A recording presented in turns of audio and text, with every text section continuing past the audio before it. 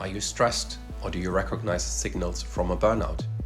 Do you keep on overthinking all the time? Are you not sure if you want to stay in your relationship? Do you experience physical problems or pain in your body? Or is there something else in your life that you're struggling with or feel you're out of control? Listen to our podcasts. We are Alex and Aline, and we will help you to get out of this situation. Based on our own experiences and together with a unique coaching method, the body and mind language, we will put you in motion to make the right choices. It will result in less stress, living in the moment, and a more free and enjoyable life.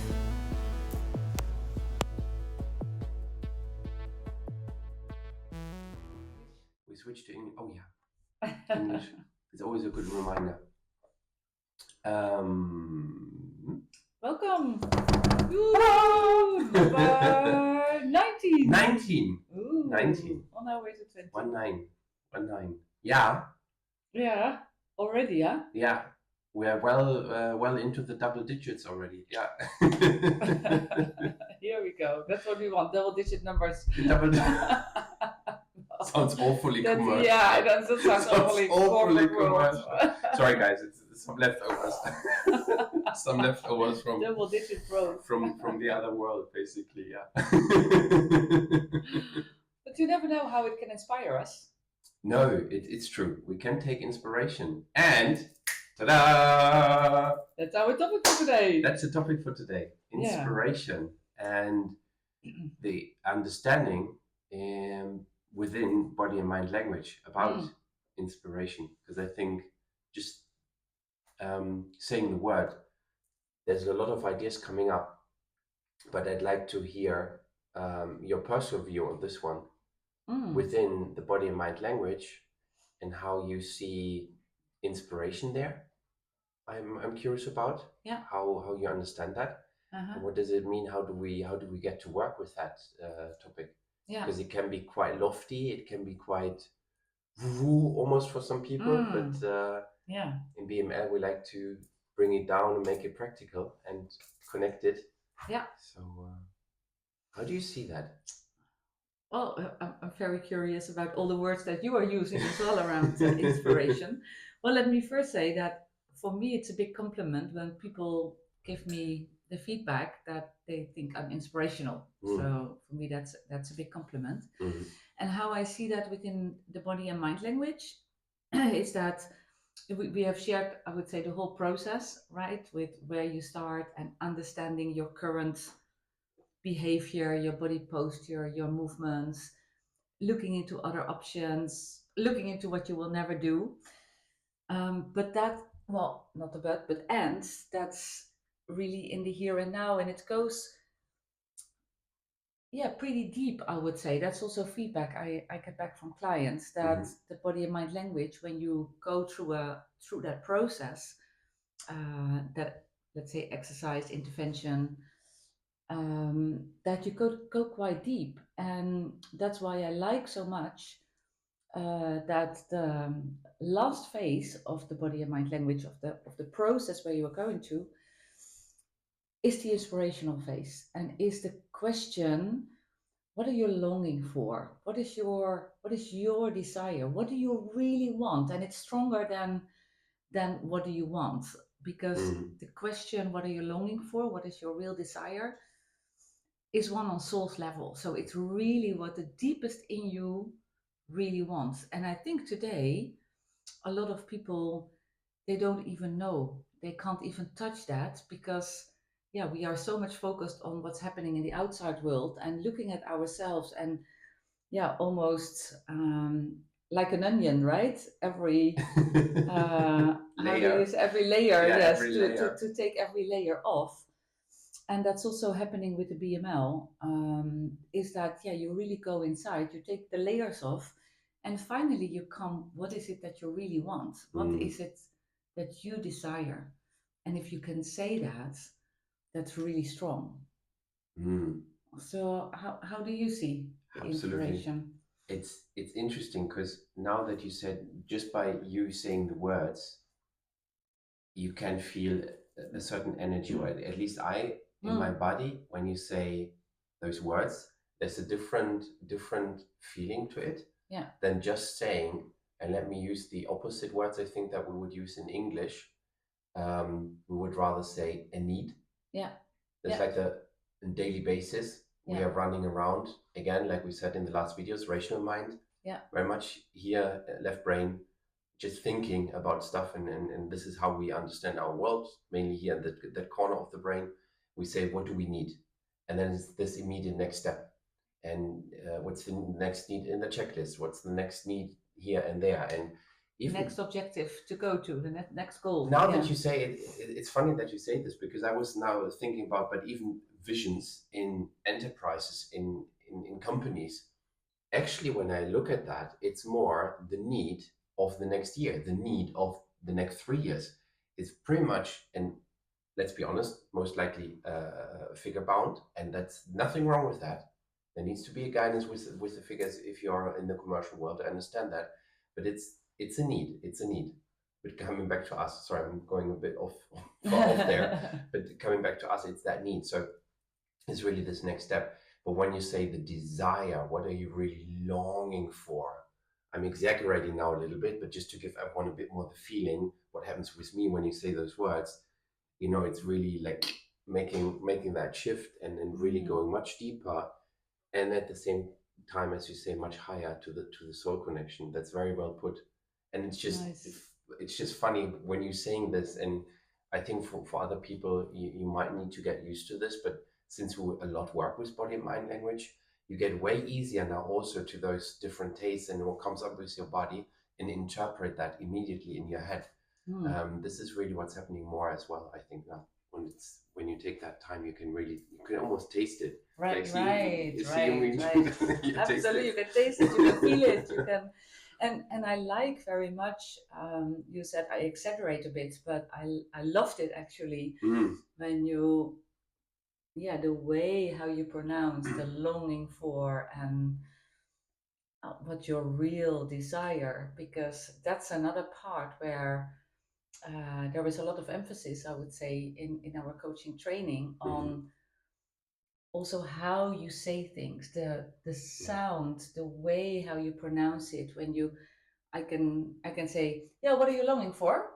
Or I can say, what is it? What is your deepest desire? That's, and exactly using your hands, or your body posture again here, but also the sound, how you sound of your voice is really important. So I think it's lovely when you mention that. Yeah, absolutely. Really important. And the other thing that came up with you saying this now was typical, and we do this a lot in spiritual work also. Now in body and mind language, it really becomes more crystal clear to me that there is a difference between what we think. It's interesting how we say this, right? What you think you need and what you really longing for, what you really desire, and what is your soul, your entire being saying to that part. Right. And we, in daily practice, and so I'm making these two pictures now just because my brain is always switching. It was like down here, daily practice, very much rational focus, running. What do we think? What do we think? What do we need? What do we need? Doing that a little bit because this is what's happening. It's all like and fast and then what are we really longing for? What out of this existence that we have do we really wish from the deepest core of our being to fulfill and do? And I think this is where you really get that closer and closer to the question: who am I? And why am I here on earth? Well, I think that's the beautiful just making it a little bit more lighter. yeah, why not? No, this morning I thought exactly the same when you went through that end of that sentence, like, why are you here on earth, like your purpose.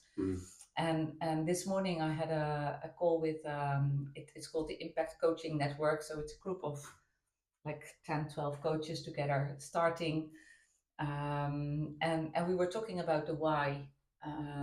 So I think you know the Golden Circle of Simon Sinek, right. which you can all watch on YouTube if you look for that. It's in a TED Talk.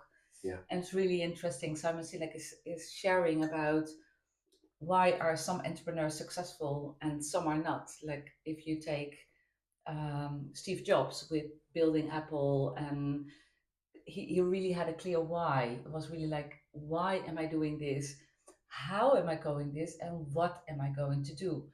Instead of other companies that also bring laptops and computers and phones on the market, it's the same product, but it's a different marketing strategy. Mm-hmm. But I would almost say when you know your why, there is no marketing strategy anymore needed. Right.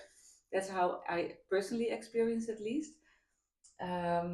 But when you don't know your why, you're looking from the other side. Like, what am I going to do? How am I going to do it?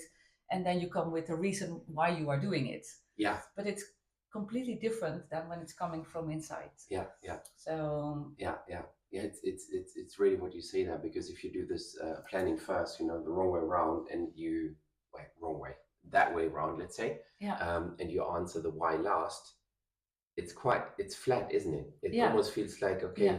Well, you come again with rational reasons. Exactly. It's exactly what you said before. It's again the brains that take over. And I also understand that there are probably 100 million different ways of how to build a business plan. It's all those people who in their life they found at some point in time their why, and then they started to understand how it works. Mm-hmm. And then they put it on paper, but I don't think it works like that. So no, absolutely not. And I see this now more and more with people becoming more and more aware, because I think I see and I feel with everyone growing up in school, going through the standard school programs, and then you have a million ways of getting into a job nowadays as well. More and more are added, but even university, everything, you think your way through. And it's funny when you just mentioned the process of coming up with a couple of things and then the why last. This is almost what I see happening as we grow up. We come up with a lot of things that we think we need to do, and that we think and find out ways to then do it. And this is where then the midlife crisis and everything's are happening, because around that day you've been through that a couple of decennias, or long enough at least, that for the last generations up to, I think, people now being in the 40s, 50s, then realize, hey, this is really not what I want. And this is, I think, midlife crises are transferring into, or translating into, needing to find your why, because you haven't. So universe is pushing you, and yourself, your whole being is pushing you. And this is where this is coming from, I think. Okay. Just making that connection all of a sudden. Don't know where that came from, but just made click. So I thought I throw it out. Are and you share already that. in your midlife crisis? I think I had a midlife crisis, but that was end 30s. End 30s. Okay. Like, no, I can't continue like this. And then world shifted. Yeah. So being now 41. Are you 41? I always need to calculate, but so these numbers, calculator says 41. 41. It's much more on why. I'm actually I shifted from this what and how to first determine why, and then what else is following. Okay. Different, like exciting. You need to have that courage to do so. Yeah. But absolutely worthwhile, I would say. Yeah. And this is really where body mind language is now coming back to that topic. Yeah. Where we started with helping, because we are absolutely making the differentiation there between the need and finding this out.